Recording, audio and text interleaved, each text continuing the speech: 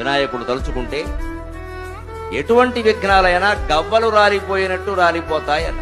గవ్వలు గలగల్లాడుతూ ఉంటాయి, తేలిగ్గా ఉంటాయి. ఆ గవ్వలు చేతుల్లోంచి రాలిపోవడం చాలా తేలిక. ఆ రకంగా విఘ్నాలు రాలిపోతాయి. అందుకే విఘ్నేశ్వరుడి పక్కన ఇద్దరు భార్యల్ని పెడతారు. నిజానికి వినాయకుడు బ్రహ్మచారి, ఆయనకి పెళ్లి కాలేదు. మరి సిద్ధి బుద్ధి ఏమిటండి?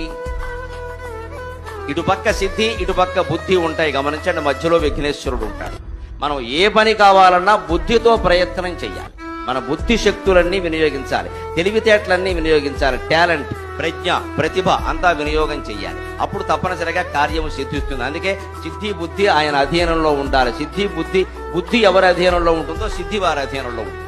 మన బుద్ధిని మనం అదుపులో పెట్టుకోగలిగితే మనం సిద్ధి పొందుతాం. ఇది వినాయక విగ్రహ తత్వం. ఆ పైన మధ్యలో ఆయన విఘ్నేశ్వరుడుగా ఉంటాడు. అనేక రకాల ఆటంకాలు ఉంటాయి. అన్ని ఆటంకాలని ఆయన్ని ముఖం చూడటం ద్వారా మనం ఎదుర్కోవచ్చు. వినాయకుడు తలుచుకుంటే